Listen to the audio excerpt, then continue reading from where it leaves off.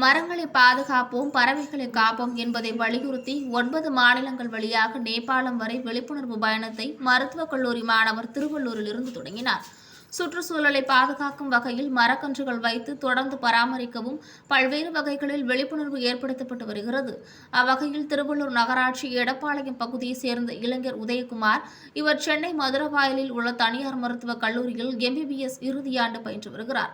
இந்த நிலையில் சுற்றுச்சூழலை பாதுகாப்பதை மையமாக வைத்து பல்வேறு விழிப்புணர்வு நடவடிக்கைகளை மேற்கொண்டுள்ளார்.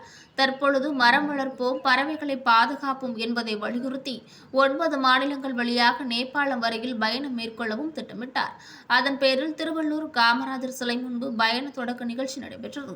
இதில் திருவள்ளூர் நகர் காவல் நிலைய ஆய்வாளர் ரவிச்சந்திரன், பாடலாசிரியர் முரசு முருகன் ஆகியோர்களுக்கு மரக்கன்றுகளை வழங்கி பயணத்தை தொடங்கினார். இந்த பயணமானது திருவள்ளூரில் தொடங்கி தெலுங்கானா, மகாராஷ்டிரம், உத்தரப்பிரதேசம், பீகார் உட்பட 9 மாநிலங்கள் வழியாக நேபாளம் வரையில் 18 நாட்களில் இந்த பயணம் நிறைவு செய்யப்படும் என தெரியவருகிறது.